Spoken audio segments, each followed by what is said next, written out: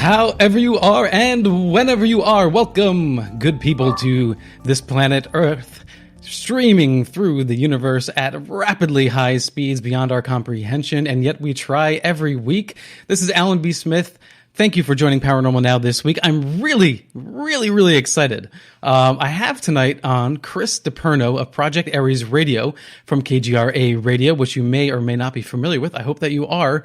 And we will get to some of the most intriguing cases that Chris has been looking into as of late within New York State. So we are both citizens of New York State residents, and we are enthusiastic, of course, about what's happening up in our skies, as you all are as well. And it's an amazing state. It really is, because we have, the largest city in the United States, where we've had close encounters within those city limits, at the edge of the sky, at the edge of skyscrapers. We've had sightings along the Hudson Valley River, along with a number of paranormal incidents as well. And, of course, all the way up into the Adirondacks and into, tonight we'll be talking about Lake Champlain for a little bit as well. So I'll get to Chris in just a minute, so hang in there. Just a friendly reminder, the call-in lines will be open in the last 30 minutes. Those are the Paranormal Radio app lines. That number is 855-472-5483. That's 855-472-5483 or 85-KGRA Live. So you can call in the last 30 minutes, ask Chris your questions. If you are in the New York area, I would really love to hear of any close encounters or sightings that you've had personally, or perhaps friends or family have reported to you. That would be really interesting for tonight in particular. But of course, anyone who wants to call in and share their stories tonight, please go ahead and do so. Chris, is a director, state director here in New York of MUFON, and certainly he would be interested in hearing your stories, whether they're from within the state or without, because we're just all enraptured by this phenomena called the UFO enigma. You can follow me on Twitter at paranormal_now, or on Instagram at paranormal now, and on Facebook at Paranormal Now Radio. I wish all those handles had the same name, but when I didn't really think about that when I started my social media accounts. In fact, as some of you know, the running joke is I am not the best at naming things. And that's how we ended up with Paranormal Now, because we were talking about the paranormal right now, and it was that simple. And any of you who are familiar with trying to find out names for social media or programs or whatever, you have to go through that whole process of checking out websites, checking out handles for every conceivable platform, and then you just keep finding out that someone has the name that you want. And so then you have to do some kind of variation on that. It's just the way it is, and the longer we excel into the future timeline, there will be less and less options for younger generations. So I'm sorry for all of you guys who will be coming up 10 plus years now, and there'll be no names left. No, of course, there'll be some names left for you. So that's been my experience with social media from a technical struggle standpoint. And I also, I'm hot and cold with social media. So sometimes I'm on Instagram days, weeks at a time, and then I'll just kind of disappear for a little bit. Same thing with Twitter. And Facebook is probably the social media platform I'm most consistent with. So if you want to check out, the most consistent posts and updates, conversations, go to Paranormal Now Radio on Facebook. That said, I understand some people are not the biggest fans of Facebook, so second to that, go to @Paranormal Now on Instagram. All right, so other news, which I'm very excited about, and I teased a little bit, we have started a new documentary called Half-Light. And this documentary will be exploring the paranormal phenomena from a very unique perspective. And the reason I'm bringing that up is because before moving on to that project, years ago, my wife and I had completed a documentary called Born Equal. And so we wanted to get that out officially on a platform, and that platform is Amazon Prime.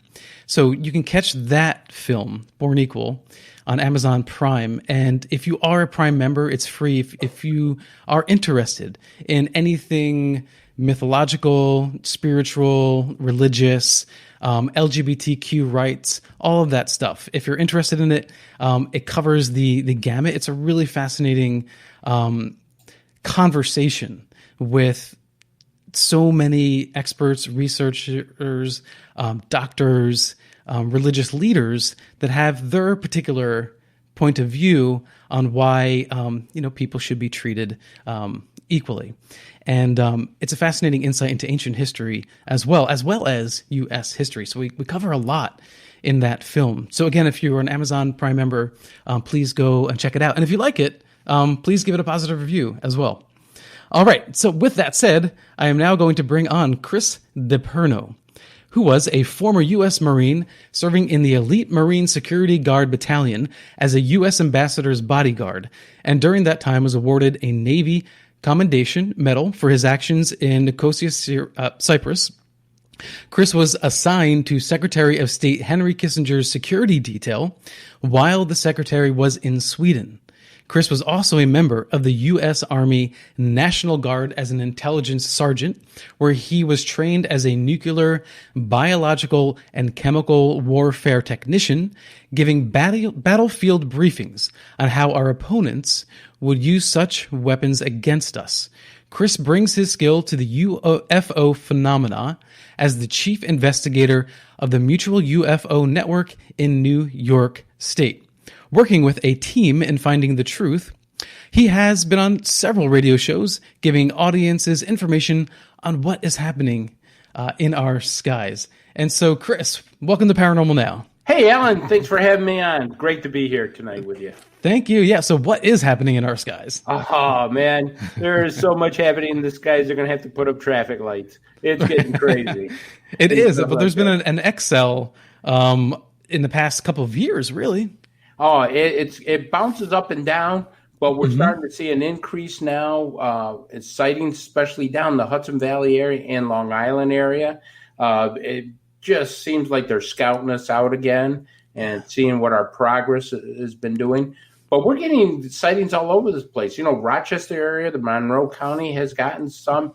Buffalo area has gotten some. Seems to be a lot around the water, the Hudson River and stuff like that. But, I've done a lot of research on the Hudson Valley area because it was just crazy down there at one time, and it's starting to pick up again.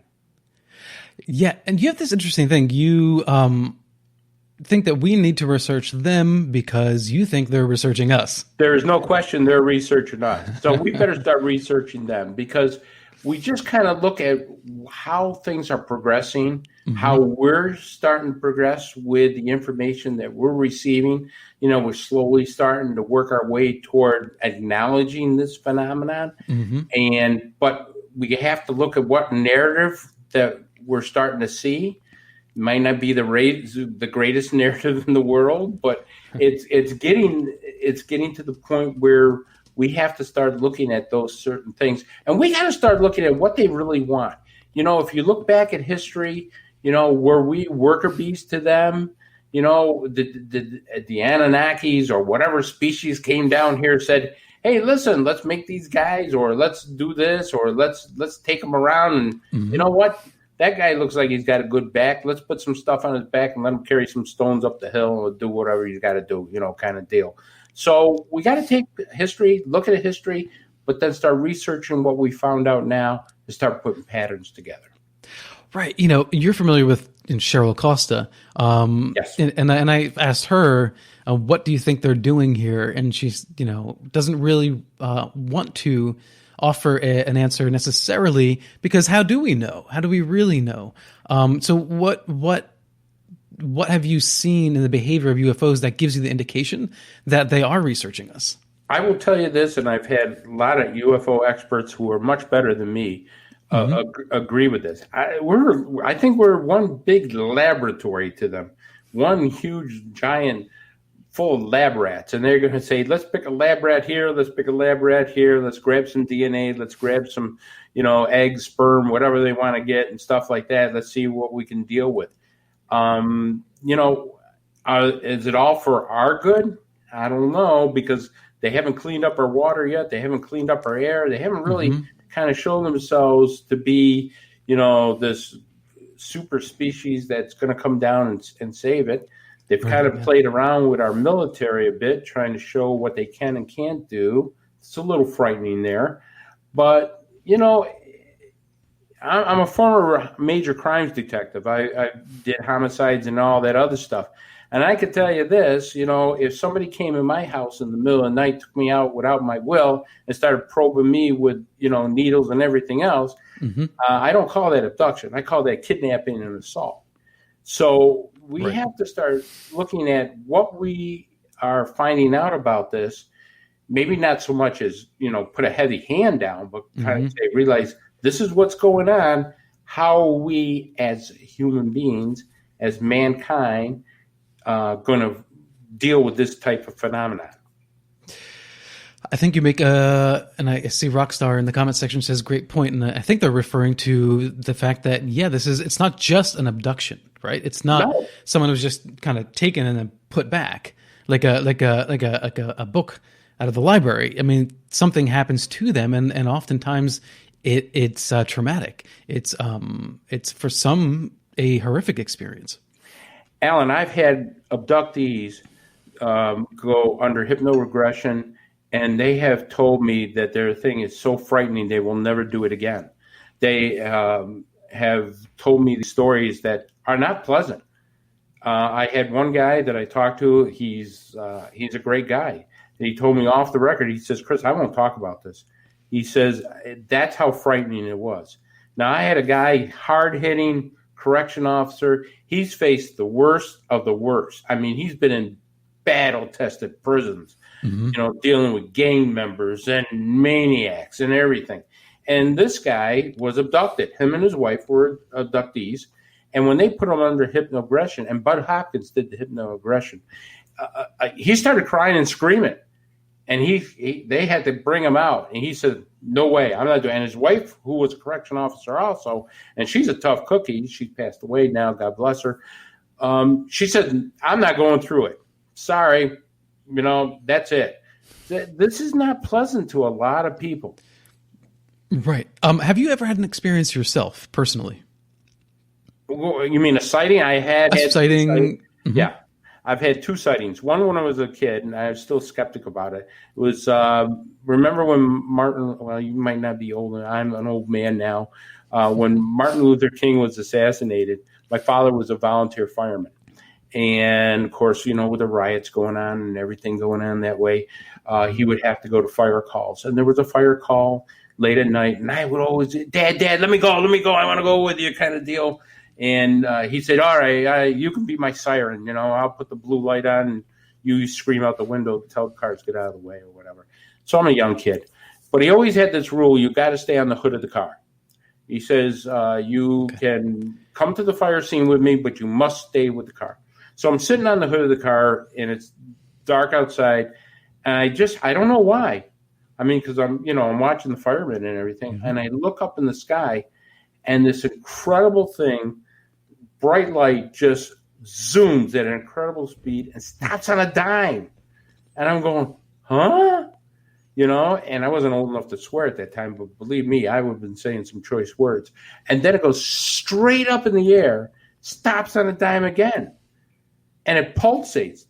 And then it takes off like a bat out of, this is back in the 60s. So, you're not going to have something like that. It's not a common, and this just disappears. Boom, gone. Yeah. And so I'm sitting there going, oh my God, what's that kind of deal? So go ahead, Alan. Well, I was going to say my sighting, I was young, I was a child as well, about 12 years old. And that's what I remember. And I had described it the same way. I used that term, stopped on a dime, and then took off. And it's not just you and I. There's so many people who describe in a similar or exact manner of behavior of these objects. Now with your work and working with MUFON, you've spoken to so many more people than I have on Paranormal Now, and how often do you hear that sort of description?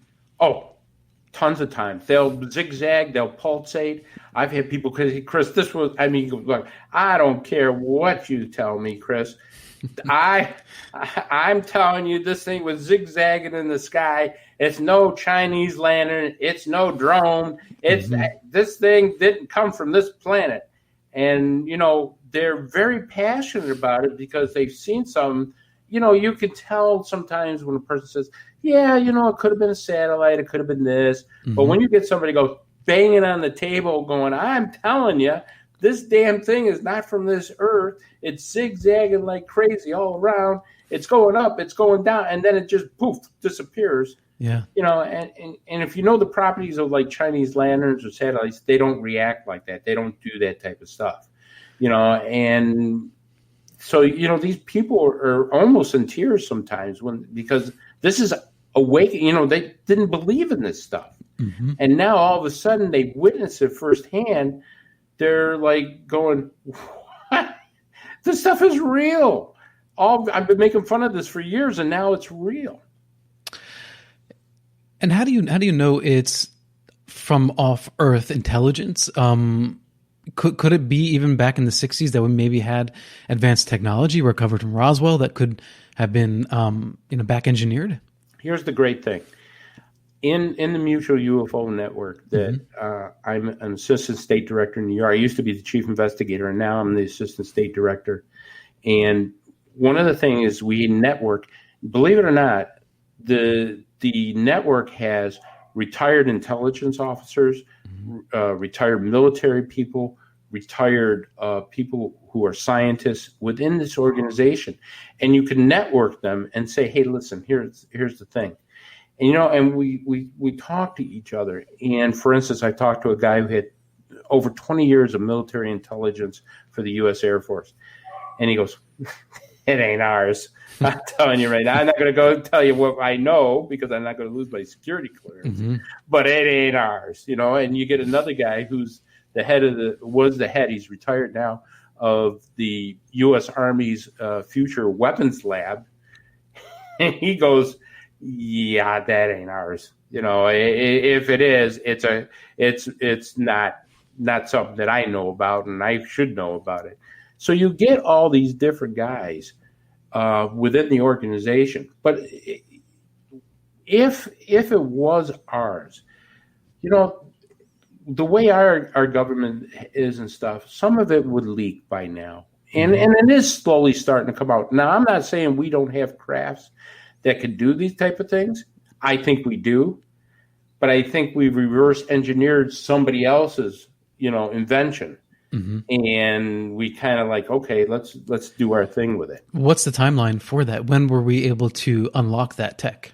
Well, Bob Lazar says that they dug up a flying saucer from an archaeological dig, and he's been working on them, and that was years ago. And he wasn't, they didn't just pick him to start the program. He actually says that he replaced somebody that was trying to work on an engine and got zapped. And, so this kind of program has probably been going on for years, if not decades. Right. It's the biggest question in the universe. And we've kept it hidden, and I'm not quite sure why we kept it hidden until now. It started slowly dragging its feet out. But, I'm sure this has been going on for years, Alan. Do you think that we'll get, if we find out that undoubtedly, unabashedly, by the government or whomsoever, or they make it clear themselves that extraterrestrials are here, there's more than one, does that really give us any answers to the big questions that people have? Well, it only is going to open up a Pandora's box of 100 more questions. Because we're going to say, well, how did they get here? Who are they? What do they want? Why are they here? Have they been here before? why the hell you been keeping this secret for all this damn time? That's my first question. If you knew about this 70 years ago with the Roswell crash, what the hell? Let's bring this out in the open, kind of bit. But yeah. I think they're scared to put it out there. Why should we even bother then? I mean, if for decades we've been trying to get information out, if the government only knows so much, isn't it really just a matter of waiting for them, the extraterrestrials, to reveal themselves, and then we should just kind of wait for it? No, and that's a great question, Alan. But here's my humble, thing on this. I really think we need to start looking for those answers and questions now, because I think if something should go wrong or something is not right, we'll be behind the 8 ball. Think about this: if we find out that we are an experiment to them, or they're consider us a laboratory, and we say, hey, wait a minute, that's not really cool. I mean, we kind of like the idea about not being alone in the universe. Yeah. But you're not prodding me with needles. You're not going to prod me around. You're not taking anything from my body that I haven't given you permission. If they came down here and just said, hey, listen, guys, here's the deal. We need this stuff for our race, or we need this to survive, or something. There'd be lines. I mean, can you imagine the lines that would be made saying, I'm going to give my stuff to the aliens, right. and stuff. Yeah. But that ain't happening. They're just taking this stuff without asking. No, that's a great point. I mean, if they were sort of like for instance, you have refugees, right? Or you have other people throughout the planet that countries or individuals create organizations to help them, whether it be poverty or whether it be illness, and so. Despite all of our dysfunction, we do have humanity within our humanity, and if a species came to us from abroad and said, "Oh my gosh, we need help," or struggling with whatever, why not just sit down, have a conversation with us, and say, "Can you please help us?" And we need some DNA. We need whatever. We need to study something in particular, but they haven't done that. Correct. So then it does call into question their motives, because when you're doing something secretive, it's, well, why aren't you telling us? Oh, I agree. And that makes it very sinister. And that's my philosophy is that, hey, listen, if you want something from us, just ask. We have, believe it or not, and I truly believe this, mankind is a very good place. Yeah, we got our problems. Yeah, we do stupid things. Yeah. But if you look at what they do, they treat us no more different than what we treat dolphins and whales. They tag us and say, throw them back in the ocean. Yeah, but isn't that a good thing? Well, throwing us back in the ocean is a good thing, but putting something in my body that I don't want there. Yeah, but we're trying to help. Well, we're trying to help dolphins. We're trying to help, whatever endangered species. To them, it's harsh, but in fact, we are learning and helping them collectively, right? Well, we're trying to do something good for them. I want to see the aliens do that for us. You see, if they came down, they said, listen, we're going to tag you, bag you, and throw you back in the ocean, that's fine. Clean up the water while you're doing it. They're not doing that. Yeah. You know what I mean? So, I mean, we as human beings have a lot to learn, because we're still, we're finding out we're not the big boys on the block anymore. Yeah. And so we want to be able to see what they want, and that's the important part. Yeah, I think there's that same sort of contradiction. One asks, well, why doesn't God just wave his magic wand and fix problems here on Earth? Well, there's reasoning for that. People have been debating that for centuries and centuries. Why that's not the case. Theologians have been covering that, but with aliens, it's kind of a similar thing, right? It's like, well, maybe we just don't quite understand. Like, for instance, we can't talk to a dolphin, right? We can't sit a dolphin down and say, hey, pal, sorry we're doing this to you, but blah, blah, blah. They won't understand it. Do you think that there could be such an intellectual gap that they can't communicate to humans, or? They can and they can't. Here's what I found out through investigations and stuff. Mm-hmm. And like I said, this is just a hypothesis and stuff, but I do have research that can back this up. take a look at the Travis Walton case, okay? And when Travis Walton was abducted, it was probably an abduction of accident. I don't think they really truly wanted it. I think what happened was that a lightning bolt hit that ship, and it came off and it zapped Travis, and it stopped his heart and put him down and out. And I think that's when they actually abducted him to bring him back. And when he awoke and found out, wait a minute, I'm not in General Hospital. I'm on an alien craft, and these little green guys are running around with something on my chest. Mm-hmm. What did he do? He jumped up and he grabbed the nearest thing he could go to war with these guys with. Right. Yep. And they kind of made a motion like they were trying to, the only way I could describe it is like mind melt with them, to telepathically try to talk to them, and they couldn't do it. They could not do it. And that's no different from some of the others. Calvin Parker is another one that they couldn't mesh their minds with to be able to telepath. What my theory is, from talking to several abductees, is that they look for people who have some certain elevated psychic abilities, that they could telepathically talk to them, and communicate with them. Some of us can't do that. Now, to get back to what you were saying, yes, we can't talk to dolphins. And sometimes what we do, the dolphin probably thinking, this thing is not good on my fin or whatever, and throw us back in the ocean kind of deal. And I think some part, they're maybe not mimicking us, but they're doing the same thing to us. Yeah. And they can't communicate with certain people within mankind. So that's really fascinating. There is... let's say you can't use a mouth to speak, you only speak through mind melding or whatever. That's the only way to put it, telepathy. Right. So there is a limitation there, but I do wonder, why not use language, written language or symbols? But we'll get more on the other side of this break. This is Alan B. Smith for Paranormal Now. I'm with Chris DePerno tonight. Very excited. And I love your insights so far, Chris. So hang in there. We're going to get so much more. And then, yes, I promise we will talk about UFO sightings and incidents in New York State. Alan B. Smith. We'll be right back.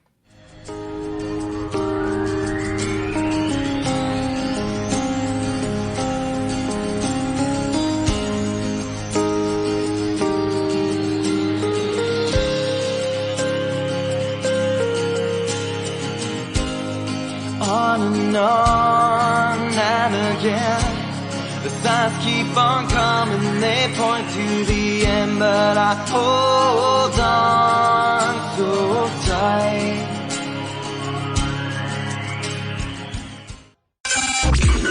Mainstream media's most wanted. KGRAradio.com.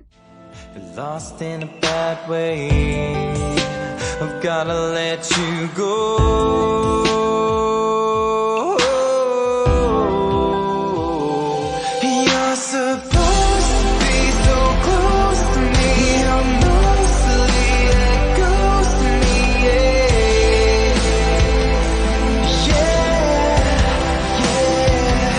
And if you chose to see the most of me, you'd hopefully get close to me, yeah.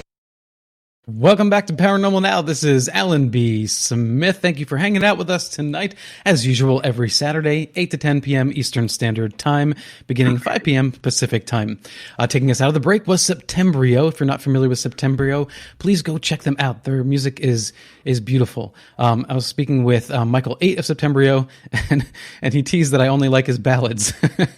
But I guess I have a penchant for his ballads. So if you want to find out more about them, go to septembrio.com. And we are back with Chris DePerno. So, Chris, we can kind of wrap up where we left off, I think. I think that's good. What do you think the communication problem is? Is there no other way for us to have a conversation? And if there is, why aren't we doing it? Well, I don't think it's up to us. I think it's up to them. I think they're the ones that are going to have to make that initiative, because so far, well, obviously our government hasn't given us any insight to it. So, I mean, we're kind of stifled there. And, basic UFO groups like MUFON or To the Stars Academy or NICAP or any of the others. We all know this phenomenon is going on. The question is, how do we get into a dialogue with them? Well, we can't do it without abductees, and the abductees, God bless them, they're so damn scared because, they're taken in the middle of the night. It's not like it's 2:00 in the afternoon. Hey, come on in and have a cup of coffee. Here's what we're going to do and stuff. So right now, there's not going to be communication, and it's only one way. It's their way, and that's about it. What about the ones that do come back with a positive report or messaging? Well, there are. I have talked to ones who have said what a wonderful experience they've had, and God bless them. I mean, here's the thing, Alan, that we have to be aware of. And because we're doing this breakthrough right now, it's called Screen Memories. We are messing around with brain waves, and this started back in the 1930s. And we have very secretly in secret labs, and I know where one of the labs are. I visited the lab that we have been conducting experiments on how to create hallucinations, how to change thought, how to put thoughts in through ELF brain waves, through microwaves, different things. We're on the cutting edge. So if we're on the cutting edge of doing that, what do you think these guys got? I mean, if we're sitting there, hey, we got direct weapons and energy beams, and we do have this stuff.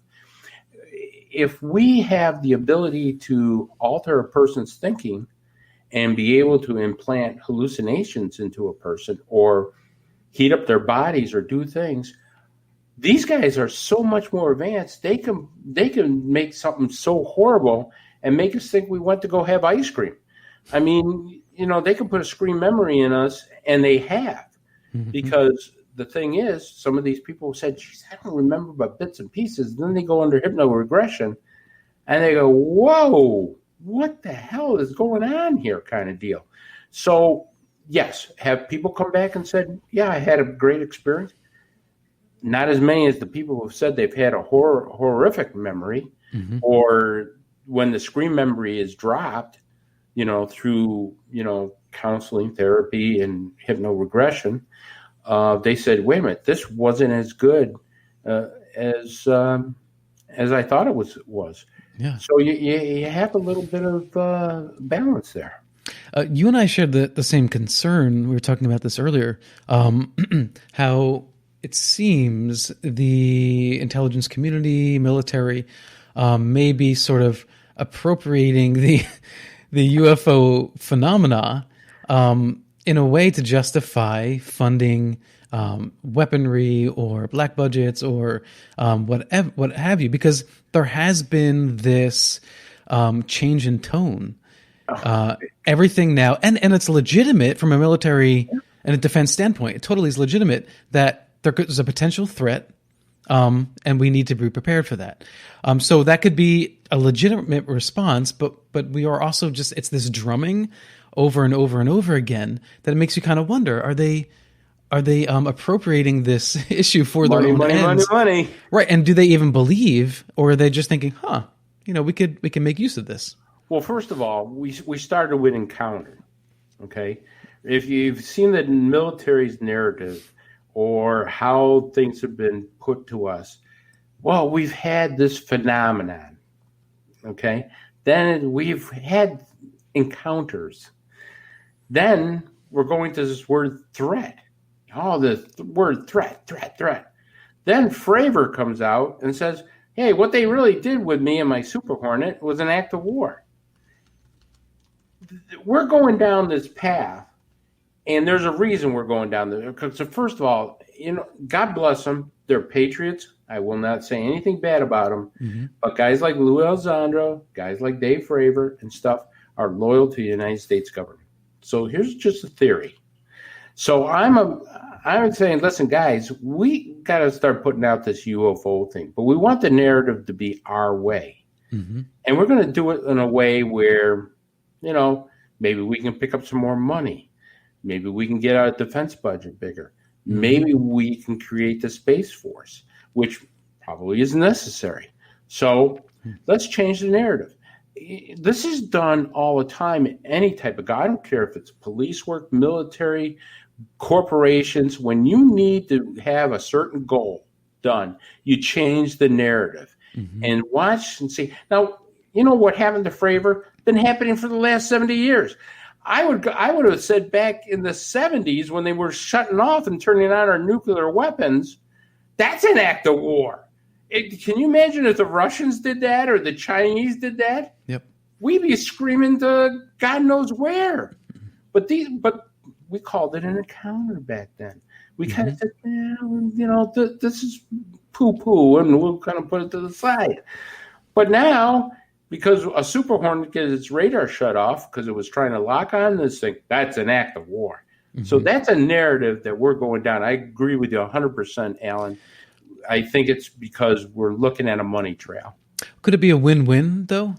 Oh, absolutely. I'm not disagreeing. Look, if there's things flying around that we're not sure what's going on with them, let's create the Space Force. I'd rather be safe than sorry. Like I said, I don't want to get caught behind the 8 ball. If these guys come down and say, "Hey, we're friends. We're going to show you this," hey, I'm the first one to crack open a 6-pack of beer and let's have a good time. But you say, wait a minute, I haven't seen that yet. Right. So let's be prepared. Put it in our back pocket, and if something does happen that we need it, we can bring it out. These people who are visiting us. They've got so much advanced than us that we got to start screwing around with ourselves trying to kill each other here on this planet and start worrying about other things bigger than us. Remember what Reagan said. Yeah. What would happen if our species, humankind, had an alien threat? How we would come together. That's a possibility. It is a possibility. So that could be one positive spin. I got an anonymous comment in regard to our earlier conversation, and that is, if they are living with us, among us, then they are speaking with us, and perhaps we just don't know it. Yeah, and that's why we got to research them, because if they are here, and look, Dr. Jacob says, and he written before, that they're walking among us. They're hybrids, and they're here, and they could be influencing us. But we got to get back to the basic question. What do they want? Right. What have they done to show that they are kind, considerate, spiritual, that they have our well-being at heart? I haven't seen that yet. I have a comment from Lenny. I believe they are attempting to communicate with us through the geometrical crop circles. It's truly fascinating. What do you think? Yes. There are amazing things in crop circles. Remember, we're just finding out we're not the big boys on the block anymore. We're kind of primitive. So it's going to take us a while to be able to interpret these crop circles, to see what they're trying to say to us, and I think in some respects, Alan, they are trying to teach us. It's kind of that forced learning, it's a cruel way, but you throw the kid in the water and you hope he swims kind of deal. Well, they could be doing the same thing to us. They could be throwing us in the water and say, well, guys, here's what we're going to show you. You sink or swim kind of deal. Well, I have different opinions about tough love, and I think it depends on what kind of tough love, is defined, how you were, raised. I'm not sure that that's the best way. I'm not agreeing that it is, but I'm just saying there could be a theory that what they're doing. Right.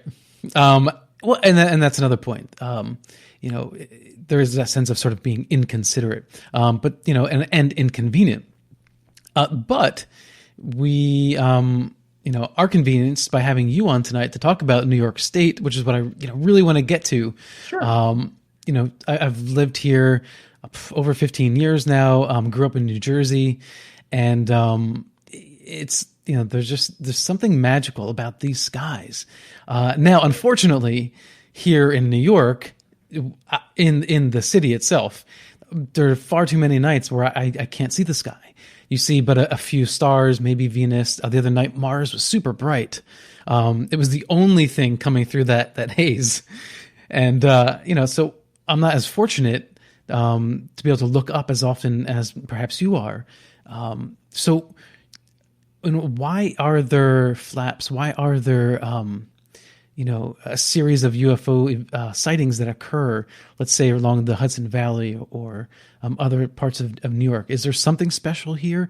What's your take on that? Well, that's a great question, Alan, because that was one of the things that fascinated me the most about getting into UFO business is what the hell's going on down the Hudson Valley. Mm-hmm. So I worked with a great lady called Linda Zimmerman. You must know her. She's a real great scientist. She studies the facts when we work together. One of the things that we know through history of time is that we had a tremendous amount of sightings on a road near Tuxedo Park called Long Meadow Road.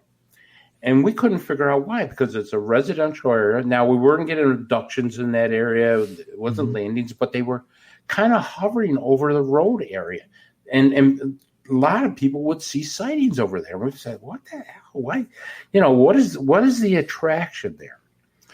And what we found out are some amazing things. First of all, in the Hudson Valley area, why we were getting a lot of sightings, I really believe, as you know, they've always been fascinated with our nuclear capabilities. So if you want to show that first picture, of the Nikes, I don't know if you have that, Alan.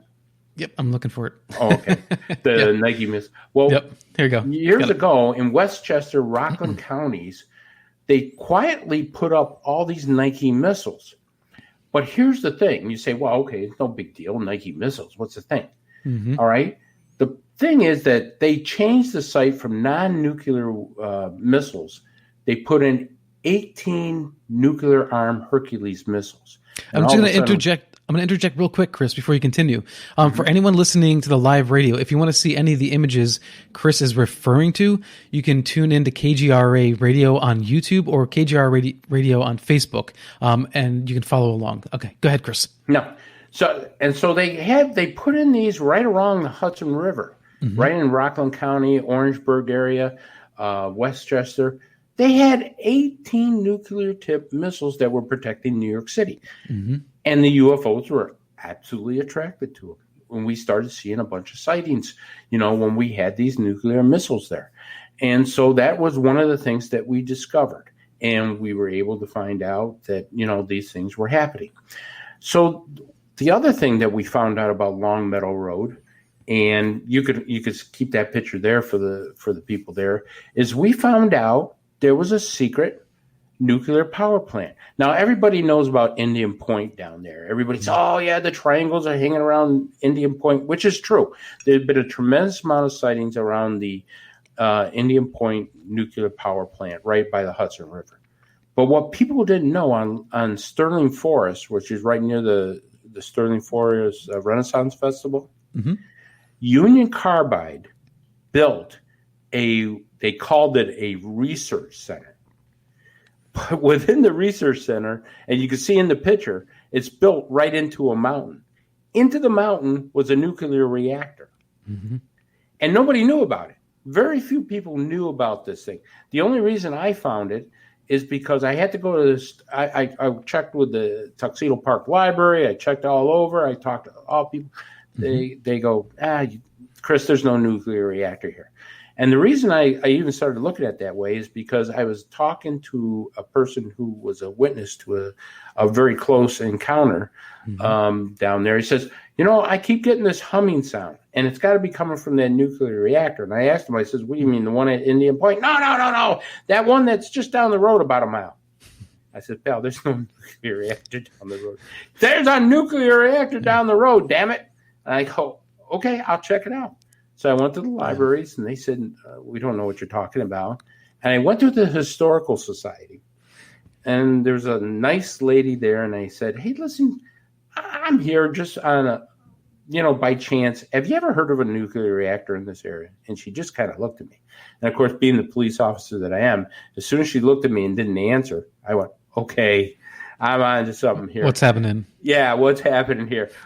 So I sat her down. I said, Miss, is there? He says, well, I'm not supposed to talk about it. My husband used to work there. There was a nuclear reactor in this research center that they had there, but they had a bad accident. I go, what do you mean they had a bad accident? Everybody would know. No, you don't understand. After they built it, some years later, they found a massive leak. I go, what? Yeah, it went right into the water reservoir and everything. So they were living with this, working around this leak, or? Yeah. Wow. So if that picture that you had with the Union Carbide Research Center, they had to destroy that entire thing. But while this thing was working, and even after the leak, the water got into the reservoir. The leak got into the reservoir. We had a tremendous amount of sightings there. And now we're putting the puzzle together because we're saying, listen, we know that the UFOs love our nuclear stuff. They want to see it. Yeah. We found this area where we're seeing a tremendous amount of sightings. And by George, we find a nuclear reactor there. And then we find out, and I sent you the newspaper clipping, radioactive water released into the reservoir. So these guys, they're kind of like, this was bad enough that we had gotten the material from Department of Energy that they were really worried about radiating people that were walking their dogs and jogging along the side of the road. They had to get, dump trucks in to dig out the dirt and all this material. And they were going to go, holy cow, we're going to, make the dogs turn green, just taking this stuff out into the roadway. Well, so they had to be very careful. According to the article, it says radioactive water released into reservoir. This is from 1990. Yeah. And it says Orange County event not seen as threat. Spill report was late. So was it not a threat? Was everything A-okay? Yeah. If you want to believe them. I mean... Well, and it's interesting. I don't care what anybody says. If you throw some kind of uranium or radioactive stuff in the water and you don't know how long it's been there, you make your own conclusion, my friend. Well, it may not be the best analogy, and most people listening know that I'm, a heavy coffee drinker. But recently, I was cleaning out my thermos, and with a dish detergent, right, and let it soak, and then rinsed it out, thoroughly rinsed it out. Made coffee, brewed it, poured it in there, drank the coffee. And I could still taste dishwater. Like I rinsed that thing out. So I can't even tell you how many times. And I know that, it's probably just a trace amount, but that just cannot be good for my stomach and intestines. Oh. And that's the thing with radiation is that if you're exposed to it over long periods of time, even if it's just the smallest trace amounts, okay, maybe you won't get blisters on your skin, but you don't know what kind of internal damage that could do to someone. It may not even be recognizable years later, but it could have been the cause of that damage. Well, and you're right, but we'll never know. But the nice thing is we found the facts. We can move on from a theory and a hypothesis to say, here's the facts. We have the sightings. We found the reactor. We found the spill. And we can put that together. And that's how you have to look at these investigations. You got to put a pattern together and then put the facts together along with the pattern. And you can say, yep, that's why they were there. And why weren't people made aware of the problem years earlier? Because it would cost them billions of dollars to pay off all those people. I mean, think about it, Alan. If you find out that some research center next to you just had a big nuclear spill, and you've been drinking that water, 8 ounces, 8 glasses a day for God knows how many days, and you're going to start saying, am I going to turn green when I'm 65? Right. I mean, I'm being a little sarcastic and stuff here, but I mean, the truth of the matter is these people, they're like going crazy. I would go crazy, wouldn't you? Yeah, point made. And Tuxedo Park, my understanding, it's pretty affluent. So these are people with money and influence, and they can afford lawyers. And I'm sure that the government would not want that amount of money and power coming after them with a class action lawsuit. Yeah, I'm not saying they didn't do everything they could, but the problem is when you have a leak like that, you don't catch it right away. Obviously, we didn't back then because, from what I understand, they don't know how long the leak was. So it could have been a short time, could have been a long time. We just don't realize that, and that's one of the things. But the thing that we were mostly focused on is to find out why we were getting so many unidentified flying object sightings within that area there. And we really didn't get into what the lawsuits. I mean, this was an amazing thing because, like you said, very much influential. I mean, there's multimillionaires, billionaires that live in that area there. And I'm sure they got really upset when they found out their drinking water was like that. But that's the point, that there were sightings, right? Absolutely. Tons of them. And so you think that there's a relationship between this nuclear facility and research center and sightings? Oh, absolutely. I think so. Because look at our history. You go back in history and you say they've always been looking at our nuclear reactors. They've always been looking at our nuclear weapons. They've always been looking at anything that we've been, like Jim Mars used to say, the kids are playing with the matches. So, the aliens are saying the kids found the matches.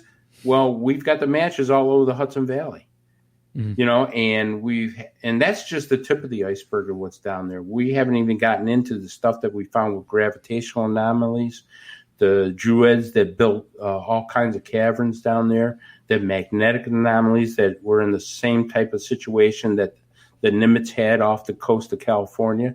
So, I mean, that's all stuff that we're looking at also. But Hudson Valley area is a hodgepodge of the paranormal, you name it there. Did you say Druids? Yeah, they came from Ireland. They're like a real ancient society that came here centuries ago, and they built these stone structures within the Hudson Valley area. We're still starting to research that now, but I believe Whitley Strieber, and I'll have to talk to him about it, had a lot of information about that. So we're going to try to find out more about that, because I think that works with the magnetic anomalies that are going on down there.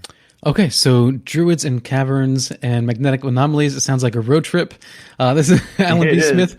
We'll be back on the other side, and we'll take a trip all together to talk about all these fascinating things happening right here in the great state of New York. See you on the flip side.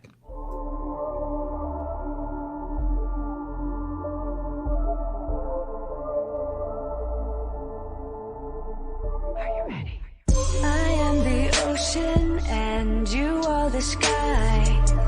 I need to swim free and you need to fly. I live for daylight, you live for the night. You love to wander and I want to be right, but the sweetness in me. Mainstream media's most wanted. KGRAradio.com. I'm a mess, but a harmless. Learning to love all my indiscretions. I've been going and I don't wanna be found. Go on and I don't wanna be found. I live for the night.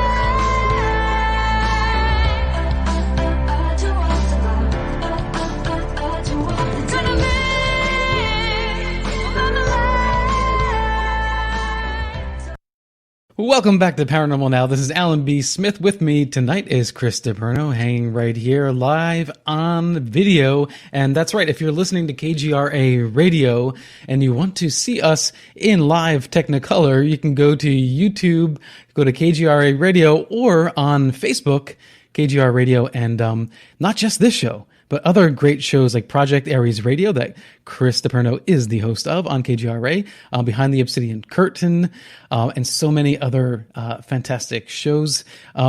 Now, I've had a chance to, I think, probably interview, I would say maybe half the guests, half the hosts on KGRA. And I just want to say to Chris, thank you so much for jumping in tonight, because I really did need somebody to come in here. And it's not because I don't appreciate and value you. Nothing like being the junior varsity, huh? No, yeah, no. And that's the point. I mean, I've always wanted you to come on the show. It just never happened. And I guess serendipitously it didn't, so that I can call upon you and gratefully thank you for coming on tonight. So I appreciate that. Yeah. Oh, Very absolutely. Nice of you. Yeah. And this phenomena is, it's so confusing. I feel like throughout the decades, at least for me growing up, there was always this sense that maybe we were getting a little bit closer to figuring this thing out. But we never seem to really get there. And that's because there are strange things like magnetic anomalies, right. Orbs, triangles, so many moving parts. And it's, in my opinion, that there's something else going on here. And if it is extraterrestrials, nuts and bolts, coming here and visiting us, they're tapping into something else, or maybe spurring some other kind of reaction of these other paranormal events that occur simultaneously with the UFO, either sighting, enigma, abduction, experience, what have you. What do you think is going on there? Is there a sort of cross phenomena that's occurring? I think we have to be open-minded to everything about that. And it's a good question, but a difficult question, because we don't have solid facts. We go by theories, hypotheses, patterns, and things of that nature. I think we have to expand our realm of how a lot of this stuff ties together.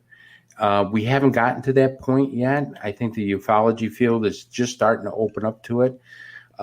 We were so focused on just lights in the sky. Mm-hmm.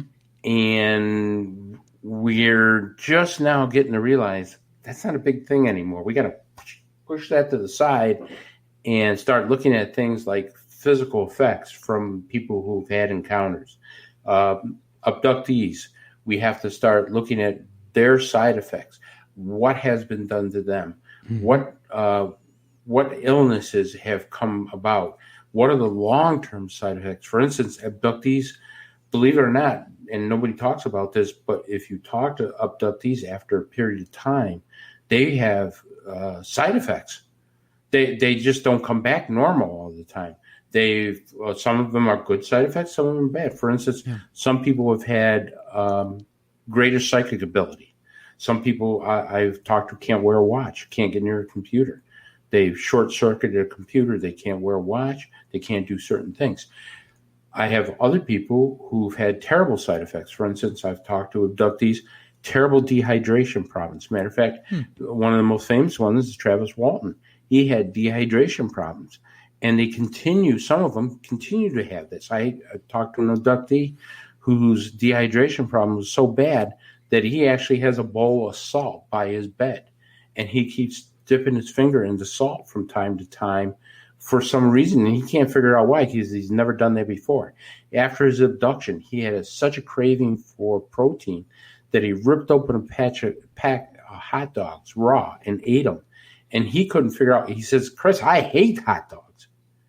He says, "But for some reason, I had this terrible craving to have meat, to have some kind of meat type product. That was the only thing, and I didn't even cook them. I just started, stuffing them in my mouth. And then I'm constantly drinking water. Some of them have lost a tremendous amount of weight. Some of them had, ringing in their ears, terrible dreams. I've done cases where people have had implanted dreams and they can't get them out. I mean, they've sleeping pills or whatever. One of the cases I worked on, for instance, like in Lake Champlain, That case started with just a sighting that turned out to be an encounter with aliens that we didn't even know about. She knew very little about it because her encounter happened when she was a baby. A baby, like how old? Do you remember? Maybe she's still in a crib, so she's got to be like maybe 9 months, 10 months old. Yeah. What happened was in Lake Champlain, we got a call from this lady. She says, "Look, Chris, I think you're going to think I'm crazy, but we saw a UFO." I go, "I don't think you're crazy. I got a lot of people. I've seen them myself, so let's go there." So she was explaining, we were at our lake house, and we were out on the deck, and my stepmother looked out and says, "Oh my God, there's a Cessna, a little plane on fire." Mm-hmm. And we all kind of looked toward the water, and it was treetop level. And they kind of realized this thing was no plane. And I got a picture, and I'll explain that once they realized that it was not a plane on fire, the wife is grabbing her husband going, take a picture. And he had his cell phone. Lucky he had his cell phone with him. Mm-hmm. And he took these incredible pictures. I picked out 2, but I've got about 4 of them that they took. And they show this orb, in the sky. And that picture that you're showing right now is they caught it just at the right time when it instant acceleration. Like it just took off. But what happened is that when this thing came over treetop level, it started to hover and start moving very slowly along the tree line and the lake shore. And so they, of course, they jump off the porch and they go down toward the grass, and it starts pulsating a little bit. And so they kind of stop. They're a little startled, and they start worrying about this a little bit. So they, watch it for a little bit, take a few pictures, and her daughter was with her and says, Mommy, I see something in that orb. And she goes, I actually see a window. And the pictures don't do it justice, but the daughter swears up and down there was a window in there. So we had the pictures analyzed, and there is a craft within that orb.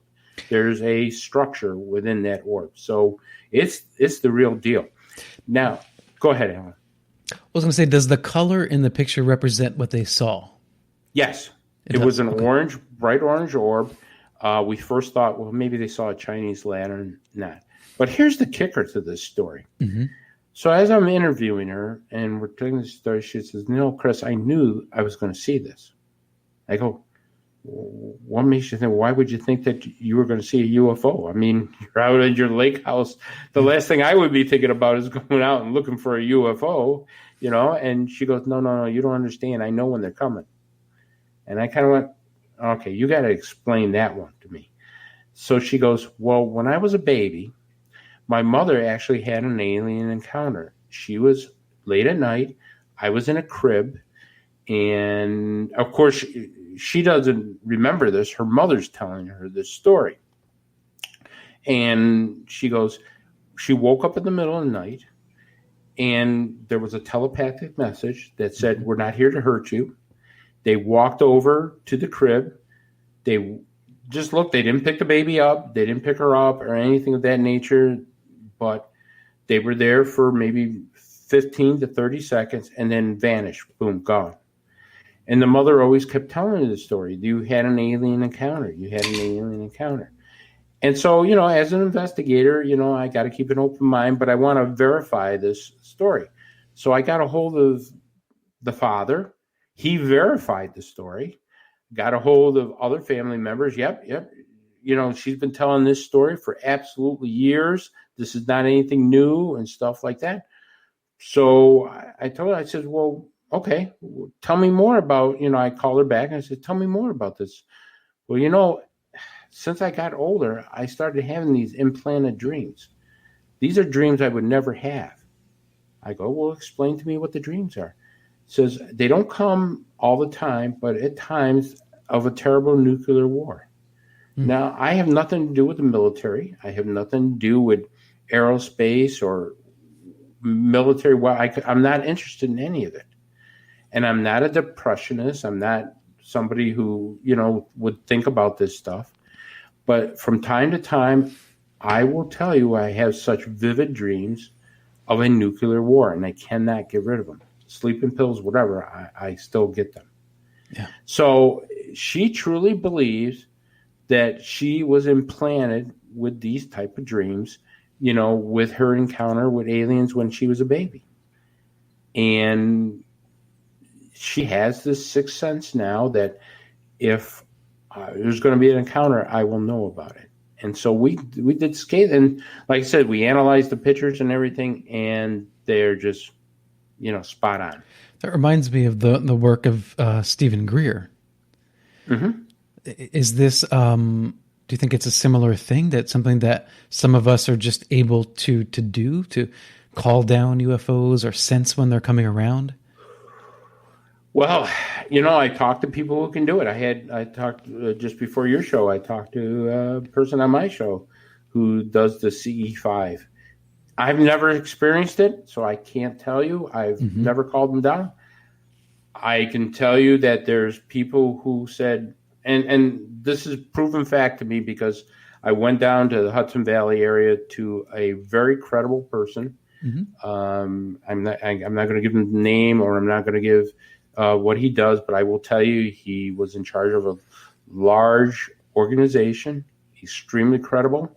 I vetted him. I know exactly who he is and what he is. And he says, Chris, I'm telling you right now, me and these other people can go to this certain spot, maybe twice a week, once a week, somewhere around there. We will have a sighting. All right, take me there. Come on, put your money where your mouth is. Sure, yeah. So he took me there. And he's very casual. And we're sitting there and we're talking about certain things that we have in common. And all of a sudden, there's this orb coming over the treetop. And we're by a lake. And I'm like, I'm looking at him. He's looking at me with a smile on his face. And I'm saying, and I go exactly like, what the hell is that? And I'm acting like a teenager on his first date. I'm like going crazy. I'm trying to get the camera out of my pocket. I actually drop it on the concrete, or I should say the wood, and it just falls out of the way. I'm trying to grab this thing so I can take a picture of it. So I'm literally, here I am, a trained investigator, and I'm acting like a 16-year-old kid on his first kiss. I mean, I'm just going absolutely crazy. And it was exciting, but here's this thing coming over the treetop, hovering over the lake. Now, you could see the commercial planes. So we knew it wasn't a commercial plane. There was no navigation lights on this, so it wasn't a drone. That's the first thing that's coming up. Maybe it's a drone. I got to keep this in the back of my mind. But there's no navigational lights. There's nothing. And then it just starts hovering over the lake, and it just starts moving. Now, I know this particular lake where I'm at, you don't have drones over it. You can't fly over this lake. You cannot do anything over this lake. I know this. And so I know it's not a drone. I could see the commercial planes. They're way too high. This is not a Chinese lantern because, boom, gone. Zip. And I'm just looking at him. He goes, I told you. And I went, yeah, you're right. Now I'm a believer. Was that repeatable? That's the one time I went down there and saw it. Because of COVID, I haven't gone back, but I'm going back. Sounds like you have quite the checklist over the past 6 months building up. Yeah, the damn thing, this COVID thing. Yeah, because I have some of those mobility or whatever the hell they call them, those things that would put me in the hospital, and I can't take a chance. I got a few more years. I want to stick around this planet before I go someplace else. Yeah, no, I understand that. So. That picture of the blue orb, is that what you were speaking? Something similar? That's a great one, because I will tell you, that's a retired homicide detective. So he gets done work, and he's like, oh, let me go grab a drink. I'll go out on my back deck, long day. So he opens up the sliding glass doors, and he gets on his deck, And he's there. Yeah, I don't know what he's got. Maybe bourbon, scotch, or whatever. I don't know. And next thing you know, he sees this thing hovering in the sky, and it's getting closer, and it's getting closer, and it's coming right down his backyard. And he's like, holy cow, it's a UFO. He's like going nuts now. And that's how most people would be when something gets that close. And I'm talking from fact, because even I did it. I'm like, you know, this is amazing. You're seeing something that not from this planet that you believe, and you're like, oh my God. Well, he's going crazy, and he's trying to open up the sliding glass door without killing himself to go grab the camera. And so he runs inside to grab a camera to run back out, and he's able to capture these two pictures. Now, here's the remarkable, and this thing comes right down pretty damn close where he could take some nice pictures of it. Now, look at that picture, Alan. This is the amazing thing. We first thought it was an orb, but if you look closely at the pictures, it actually looks like it's almost a diamond-shaped UFO. And there's possibility of windows right in the middle, because you could see a lighter gap that looks like there's, you see right in the middle, especially that picture you have there, right there, that there could be actually some kind of portal or something, because you could see that there's a differentiation in color right there. Now, I asked him, I says, you know, hey, do you think there was some kind of wind? No, I couldn't see or anything, but this is what I caught. So this was an amazing story. And you know. Well, it looks to me, Chris, like two acorns kind of meeting, and it reminds me of the Death Star in Star Wars. Yes, you're right. Well, there's that seam that goes across, and that's where perhaps windows, portals, perhaps it's a dimensional change in the structure. We know there's a structure, but we don't know what that middle is. Right. We're hypothesizing that possibly portal type of windows or some whatever, maybe putting two together. I don't know. Well, as an investigator, I mean, could that be a drone of some sort, and we just can't see other aspects of it, or not at its speed? I mean, you're talking about this thing, you know, first hovering way up high, coming right down into that, you know, this guy's, you know, space area. And he could take a good look at it. It's completely silent. You know, even drones will make certain noise if they're close up enough that you could hear them. You could hear the propellers and stuff. I have drones. Sure. And, you know, you could still hear them. There's no mechanical sound to this thing. Right. He's a trained observer. This guy's a homicide detective. He's a trained observer. He knows how to put the facts together. And, you know, and he's like I say, he's one of those guys where he goes, I don't care if you believe me or not, Chris. Yeah. I could give a damn. You know, here's what I saw. Here's what I took the pictures. God bless you. He didn't want any publicity or anything. You know, he just said, here, do what you want with them kind of deal. Yeah. And so sometimes you just have to process things that way. Yeah. And weed out those who are just going to debunk no matter what. Oh, yeah. And he basically said, you want to call me a liar, call me a liar. I don't care. But I'm telling you right now, I know what I saw and I know what I believe. And these are guys, you know, I've interviewed a lot of cops who have seen UFOs, who have chased UFOs, who've seen them hovering over their patrol cars. And they don't want to talk about it. They'll talk to me because I'm in the same brotherhood as them. Yeah. You know, kind of deal. Because, you know, I made arrangements. I'm not going to give your name out. You know, I'll show the pictures if you have pictures and stuff like that. But, you know, you're confidentially to be kept, and they trust me. So, and I like to interview the cops because they don't have that. They have that I don't give a damn attitude that if you want to believe me, believe me. You want to use it, use it. I don't care. But I know what I saw. I know what I encountered. I know what the story is. And they're very detailed. You know, they'll start. They have that regimen in mind. Point A, and I'll take you all through the story to point Z.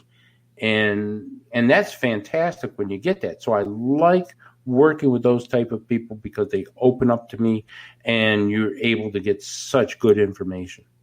Speaking of getting information, if you want to get information out of Chris tonight, the open lines will be open in about 12 minutes, 9:30 Eastern Standard Time. Those numbers is 855-472-5483 for the Paranormal Radio app line. Again, that number is 85 KGRA Live. And if you can't get all the information you want from Chris tonight or from myself or at any point in this conversation, you can subscribe to The Telepath. It's the best in paranormal news. Go to kgraradio.com and subscribe, and you'll get updates in your email about what's trending in ufology and the paranormal. So we'll keep you posted as we get a little bit closer to the open lines, and we'll share that number again. So think about your questions that you have for Chris. Chris, are you, a spiritual person? And if so, does that affect your research into these phenomena? No, I am a spiritual person, and no, it doesn't affect. I separate it. I'm a very spiritual person, very religious person. Believe in God. Believe that I'm probably going to purgatory. To be honest with you, I'm not going straight to heaven. When St. Michael sees me, pal, he says, "Well, time out. You and I got to have a talk." So, I mean, it's but I do believe that I am a spiritual person that way, and so I do believe that, and I do believe that, we somehow this is all connected. I don't have an answer for it, but in my heart, I believe that we are somehow connected. This is all a story, a history, a story that we're going to uncover one of these days. I know it. I just know it. Will we uncover it in our lifetime? No. I don't think I'll see it. I don't see that. We might not even see disclosure in my lifetime, Alan, or your lifetime, because it all depends on how they put out the narrative or what they want to use it for, or what they actually do find out. And, remember, as we talked before, Ronald Reagan was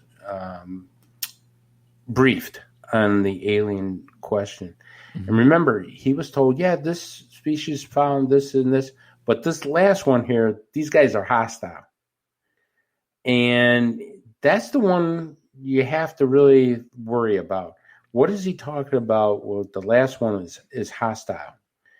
So we might not have friends out there, and maybe the government says, listen, we can't put everybody into a panic right now. Yeah. Some secrets, I'm not saying the UFO secret, because I don't want people, email me saying, what are you doing? But some secrets should be kept secret until we are ready to put them out there. Yeah. I always want to think of this in terms of the positive, but, when you step back and look at this big picture, it does make you wonder. Because if these were benevolent visitations and beings,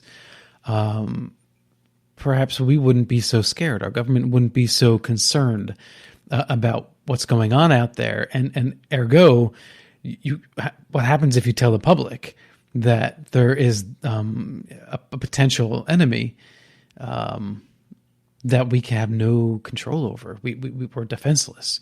That's scary. But again, couldn't that be sold in a way that could bring us together as a planet, and actually empower us, make us more defensible and stronger, rather than just keeping it a secret and then 200 and something countries are suddenly surprised?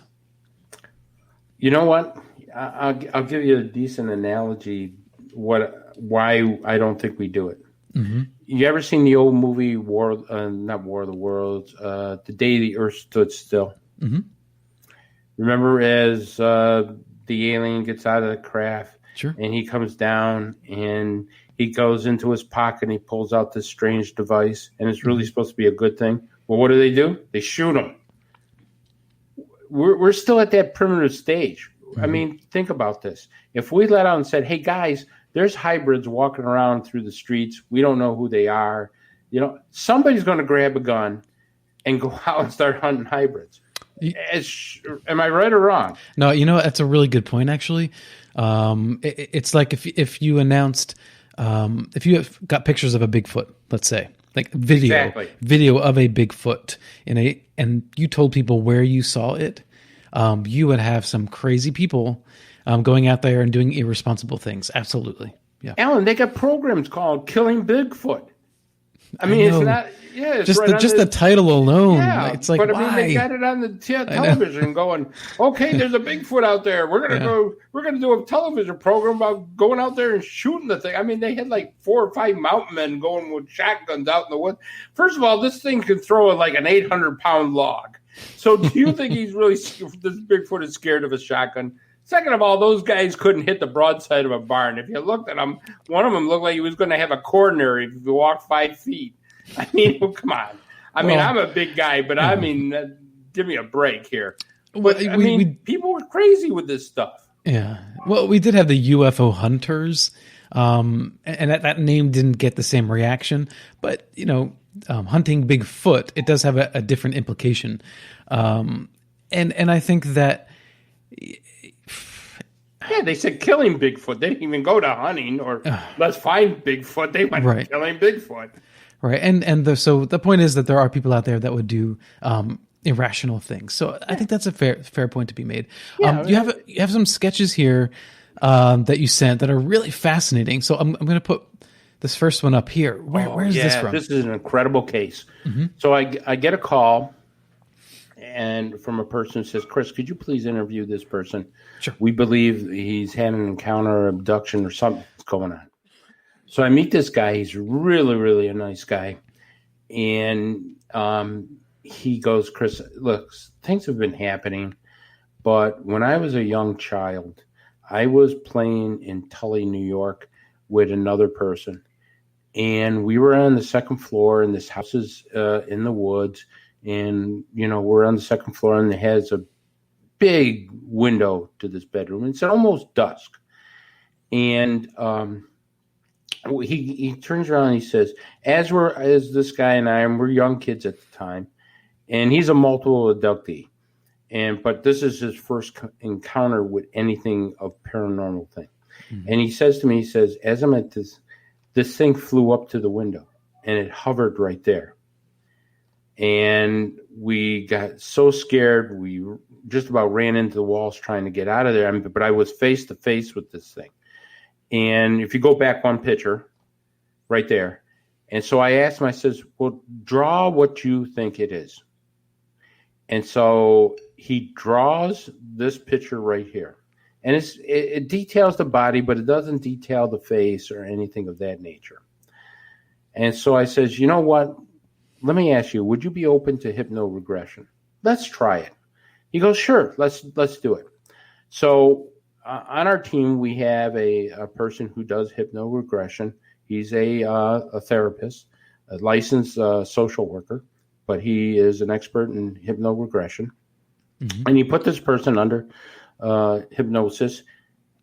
And what an incredible story. He talks about this thing, and he gets into much more detail about how this thing flew up to him. And he says, I don't see ship. I don't see anything but this thing staring at me from the window, and it had wings, and it went straight up. So after he comes out of hypno-regression, I asked him, I says, do me a favor, draw me another picture. Mm-hmm. And he draws a second picture. And that second picture that you had much more detail, there it is right there. He puts the hypno-regression brought out such more detail of what he actually saw. These are insectoid-like, right? With wings. Well, we don't know what it is, because I'll tell you, we've taken it, and some people first thought it was a reptilian. And then some people thought it was a septoid. But then some people, and I asked them to just do a picture of the head. And that's the third picture. And that picture right there, God, look, it almost looked like a bird or a pterodactyl or something, a manitoid. Some people said that's a manitoid. I mean, that's very eerie. It's scary, but that's exactly what he saw from his window. Now, he's been abducted in the past. So I went to check out his story, and I actually found the other kid that was in the room, who are now both adults. And he confirms this story. He said, I'm going to talk to you off the record. I'm not going to put anything on paper. But, yep, there it was right there at the window. And I'm going to tell you what it was, because I don't want to talk about it. I got too high place of a job. I don't want this to get out if it ever got out. So then I went to this guy's family. Mm-hmm. And I started talking to some of his family. And he goes, yeah, we've had experiences in our family. We're not going to talk to you about it. but you could stand by his story kind of deal. So there we have it. So what is that? And to this day, I can't give you a definitive answer, Alan. Well, you have heard and read a number of reports. Does this look anything like anything else that you've of descriptions of aliens that you've heard? I believe it's interdimensional. I don't think it's an insectoid. I don't think it's a reptilian. Reptilians do have wings. I think it could be a manatoid. I don't think it's a praying mantis. It's just the features are such that I'm leaning toward a little bit more of a interdimensional reptilian type of creature. Okay. I don't know, Alan. I got to be honest with you. There's a bunch of us that are still a little baffled by it. Scratching your heads. Yeah, as a MUFON investigator, have things changed? Is it okay to entertain interdimensional beings? Sure. As a possibility? Or absolutely. Yeah. Absolutely. You got to entertain. You know what? Here's my philosophy. I let the evidence take me to the case. I do not make conclusions on a case until I follow the evidence all the way. Okay. And that means some cases stay open. Some cases are never have a conclusion because the evidence doesn't show it. Just because, I think it's one thing, I got to put that to the side and follow the evidence. Now, if the evidence concurs with my reasoning, then that's great. But sometimes that's not it, because your first thought is, oh, yeah, okay, it's got to be this, maybe it's this. But you got to separate that and follow the evidence. The only way you can be a good – and that's the one thing I like about MUFON. Every field investigator has to go to MUFON University. There's an actual university to train field investigators for this phenomenon. Everybody is trained the same. You take the same courses. It's not like, okay, here's one course and this. You're taking – biology, chemistry, astronomy, interview techniques, how to collect evidence. So if I go to Arkansas or if I go to Colorado to work on a case, I know exactly what they're going to do. They know exactly what I'm going to do because you all graduated from the same university. Is this the time to make a move and create if possible, accredited course? Because if the government has a UFO task force, the predecessor being ATIP and obviously Blue Book before that and Project Sign and so forth, shouldn't it be legitimized then? Oh, absolutely. I think this should be taught in universities. I think a ufology course 101 should be taught, because whether you want to call it under the sociology department, the psychology department, the criminal justice department, I don't care what you want to do.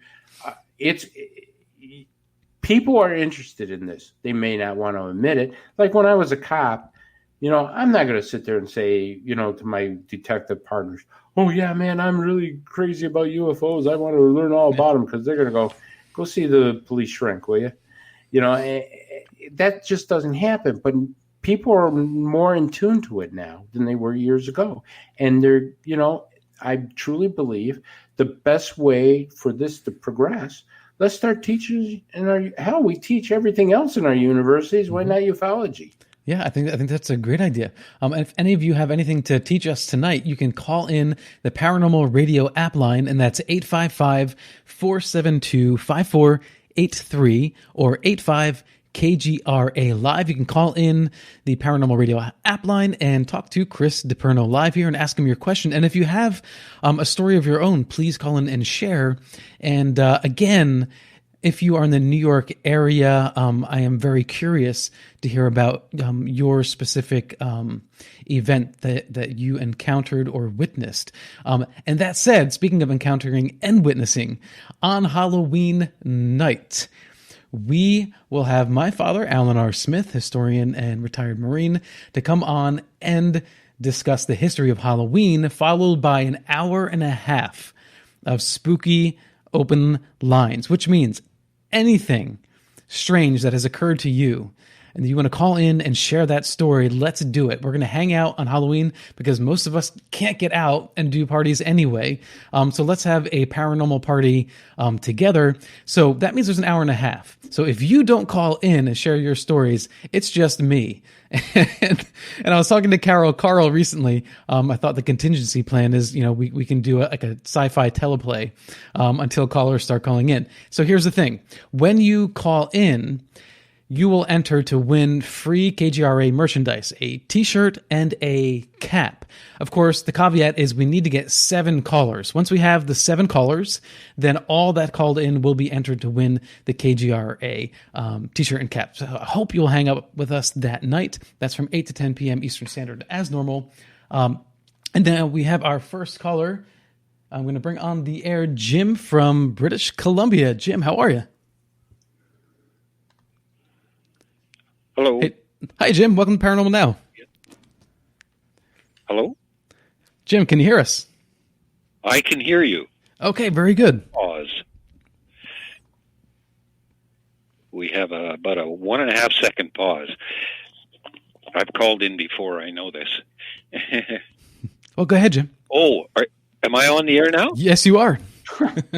Oh, okay, Chris and Alan. Now, I've been listening and I've been reading the chat, and the subject of religion came up.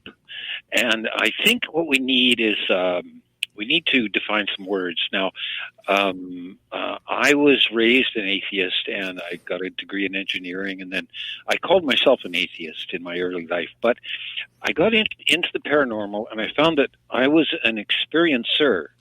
So in my atheist scientific way of thinking, I have to explain these things that happen to me that are way outside of science, way outside. Yeah. And so I studied some indigenous peoples' knowledge, the anthropology and all that, and read some old books about it, and I found that my experiences fit with the indigenous people's knowledge, right? They have all this knowledge, right? And it's what happened to me. They explained it in their knowledge, right? So, I hang around with Native people all my life. I live nearby a big tribe, a big strong tribe, who are still very organized. They still have their language. They're very successful and so on. And I listened to their elders, and I had to learn to listen, because I tend to talk too much, and I had to just learn how to just sit and listen to the Native people when they talk, right? Or if I get tapes of them or transcripts of what they're saying or something like that, you got to listen, because there's all kinds of knowledge there, right? And so anyway, I've gone into that, and I was an atheist, but I also believe in this other stuff, right?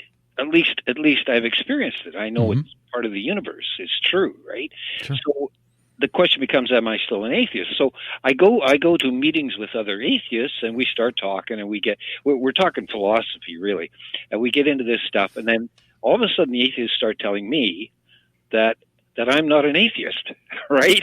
And I laugh at them and say, "Oh, yes, I am. Yes, I am. I'm an atheist. I'm not spiritual. I'm an atheist." But they call the other atheists say that I'm not an atheist. Well, okay, fine.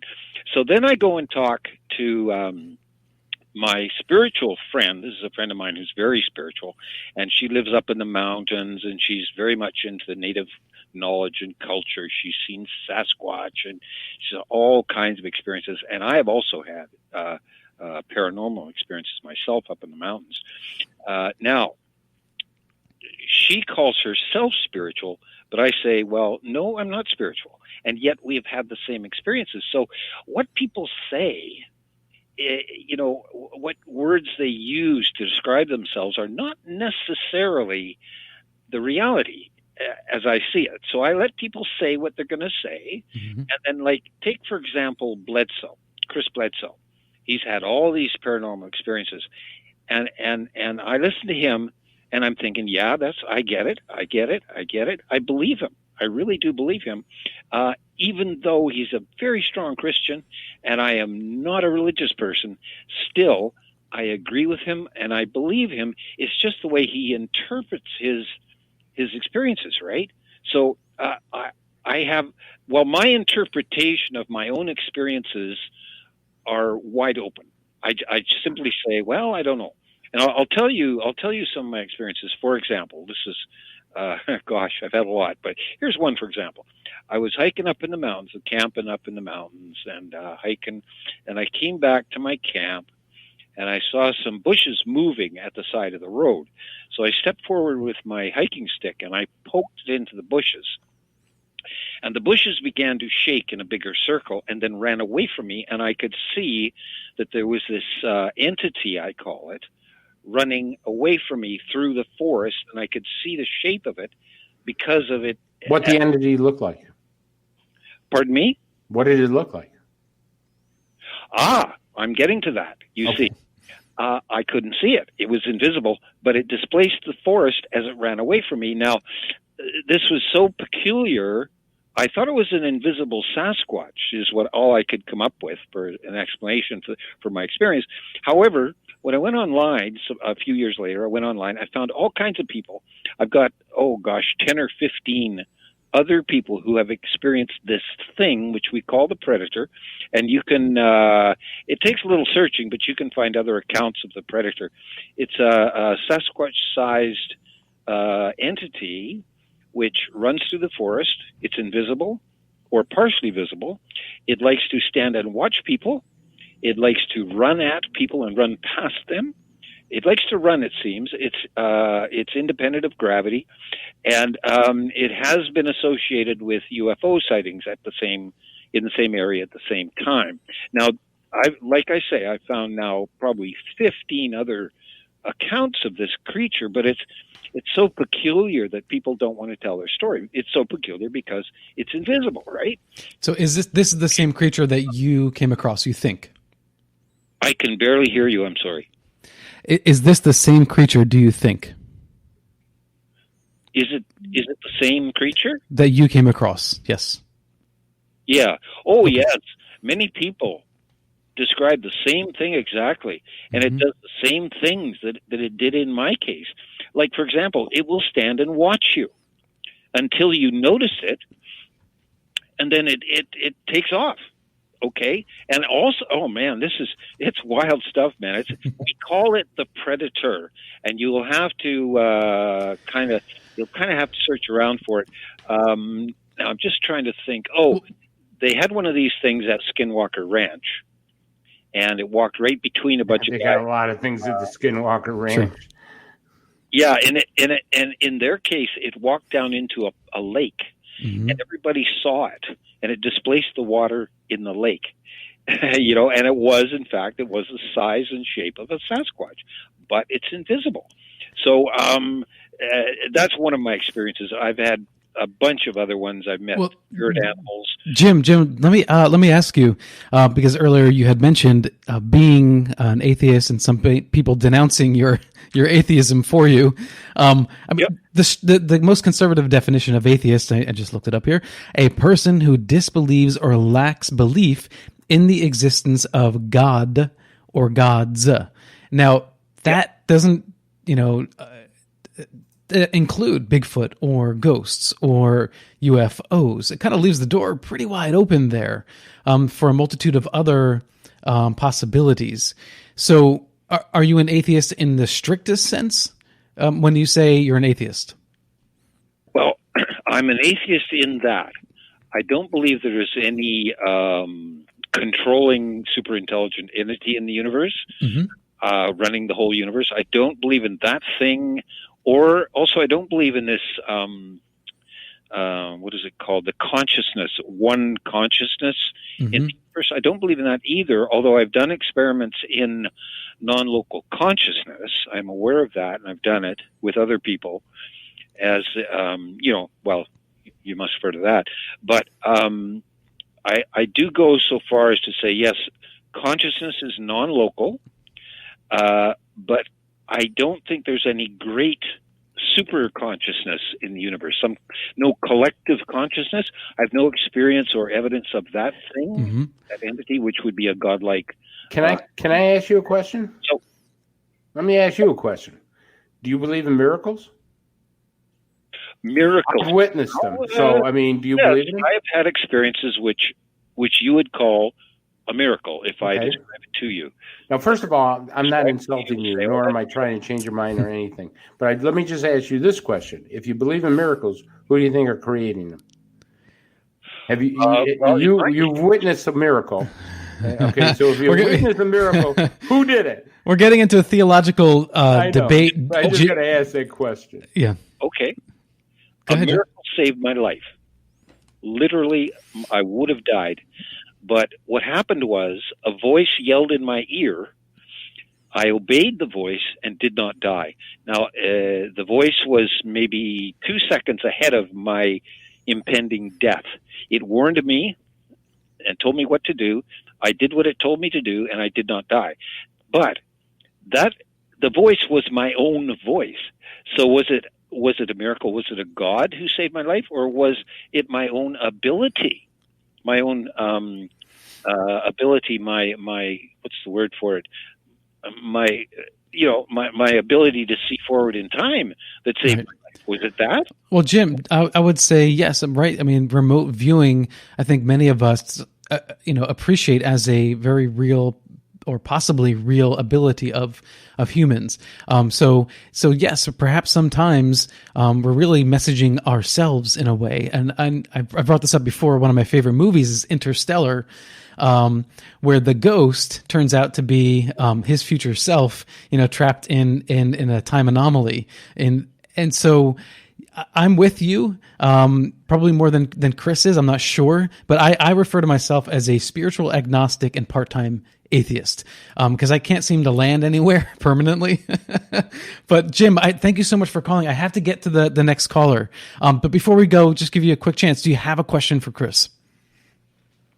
Chris, have you seen the big triangles over there in New York? The big triangles that fly over. I have a hypothesis about them. I think they're tourists.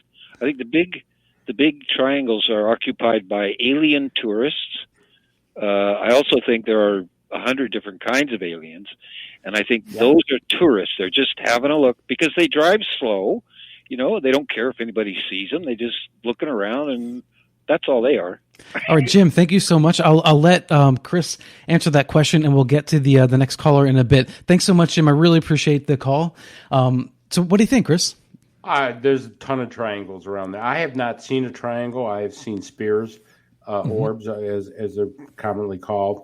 But yes, I've got hundreds of cases of triangles down there, whether they're ours or theirs. That's still up to be known. And yeah, they do move around slow. And yeah, I agree with you, Jim, that they could be just kind of checking us out and seeing what we're all about. All right, we're going to go to the next caller. We have Ron. You're on the air from Minnesota. How are you, Ron? Alan, how you doing? Good to hear Good. you again. And Chris, I hope they're paying you well because you got overtime tonight. Yeah.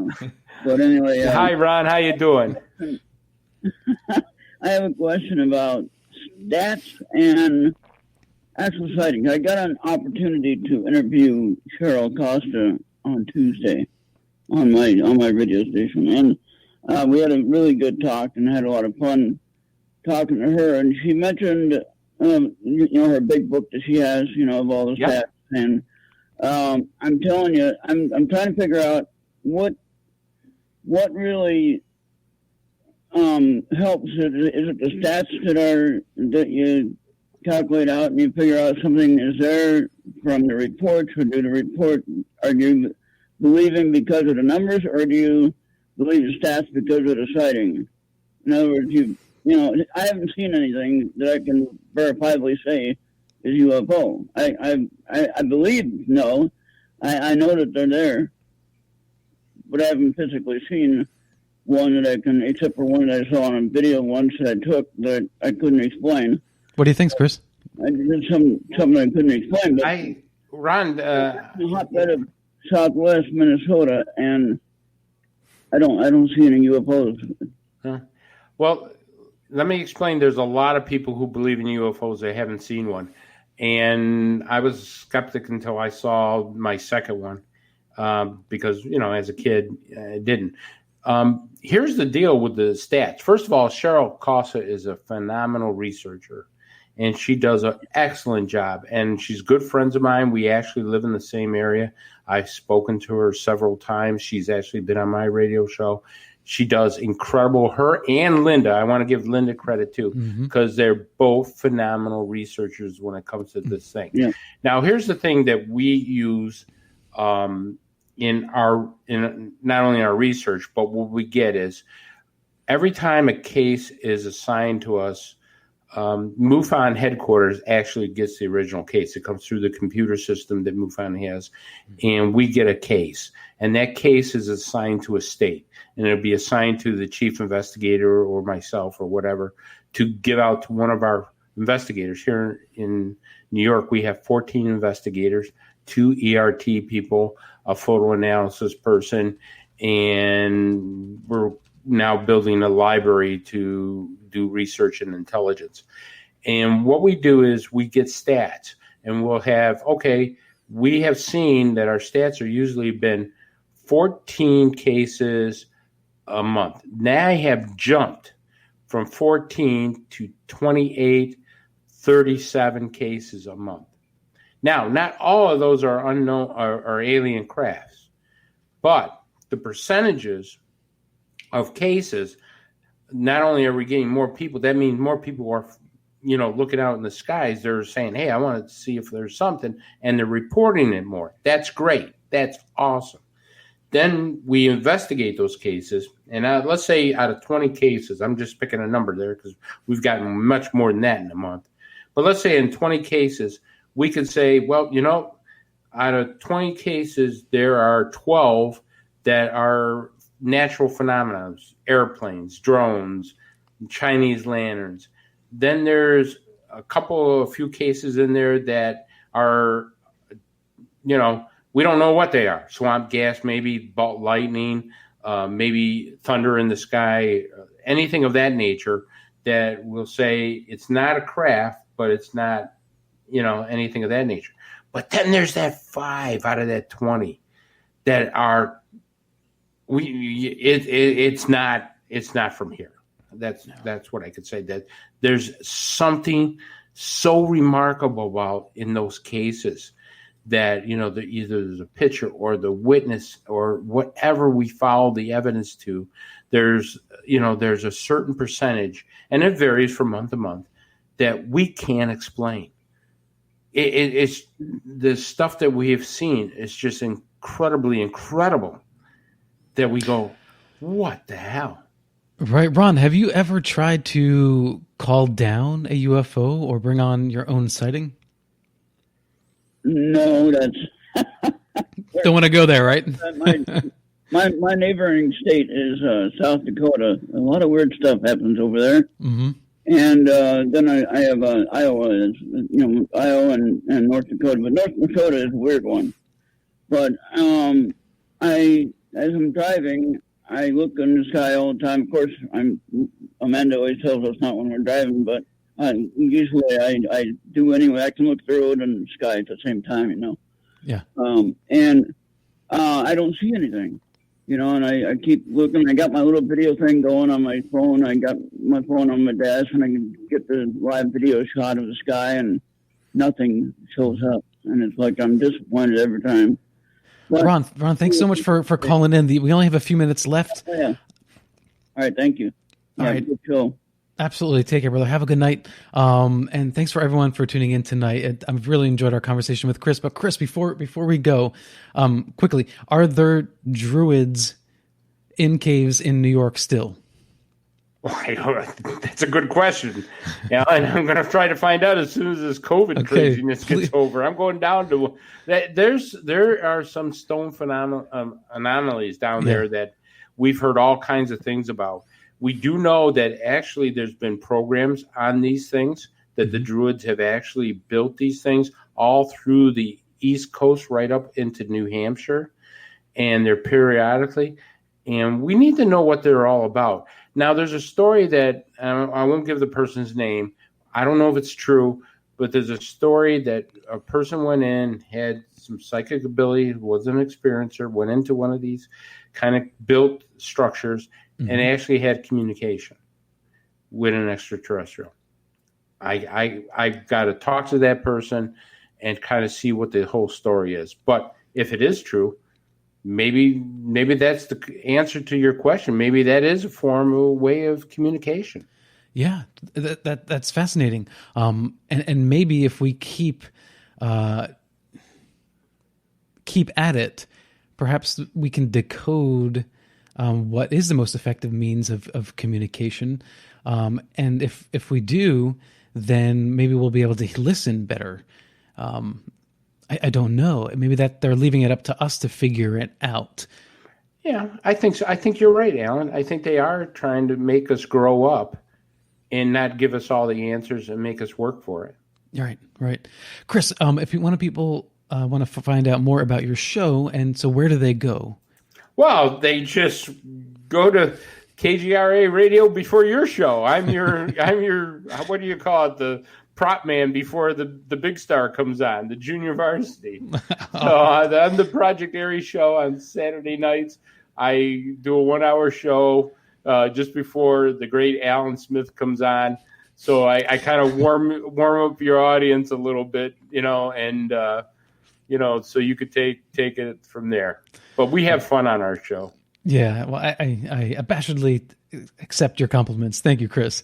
And unfortunately, oftentimes I don't get to hear a lot of your show because I'm getting prepared for this show. So for anybody watching, you can rewatch all of these shows, re-listen to all of these shows on Spreaker, on KGRA Radio. You can find them all to listen via podcast, as well as, again, Facebook and YouTube. You can rewatch all of these episodes, including Project Aries radio show.